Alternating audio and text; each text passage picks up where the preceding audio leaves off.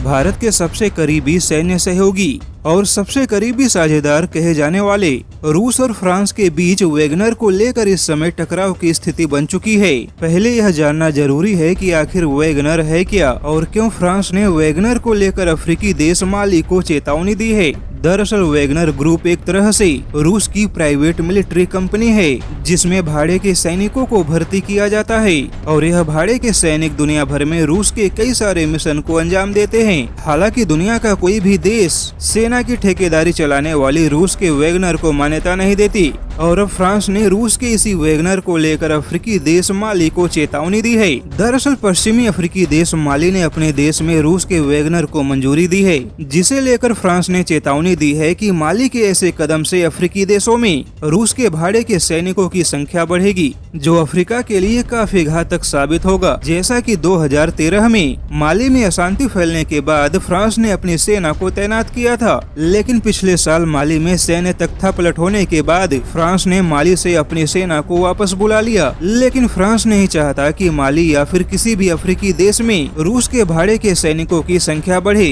क्योंकि ऐसा हुआ तो अफ्रीका के अंदर सीधे तौर पे फ्रांस और बाकी यूरोपियन देशों के हितों को गंभीर नुकसान होगा। वहीं फ्रांस का मानना है कि रूस अपने भाड़े के सैनिकों के दम पर तानाशाही को बढ़ावा देगा। अब ऐसे में जानकारों ने दावा किया है कि फ्रांस के ऐसे कठोर बयानों से रूस और फ्रांस के बीच में टकराव की स्थिति पैदा हो चुकी है, क्योंकि इस समय रूस के वैगनर की सेना माली के अलावा लीबिया, मोजाम्बिक और सूडान में भी मौजूद है। हालांकि फ्रांस और बाकी पश्चिमी देशों का यह भी दावा है कि रूस अपने भाड़े के सैनिकों का नेटवर्क बढ़ाकर पश्चिमी देशों की सुरक्षा को चोट पहुंचाना चाहता है और अगर व्लादिमीर पुतिन ने भाड़े के सैनिकों पर कोई लगाम नहीं लगाया तो वैगनर वाले भाड़े के सैनिक न केवल एक बड़े सैन्य टकराव का कारण बनेंगे, बल्कि भविष्य में खुद रूस के लिए भी भस्मासुर बन सकते हैं और तब उस समय रूस के लिए खुद अपने ही भाड़े के सैनिकों को संभाल पाना मुश्किल हो जाएगा।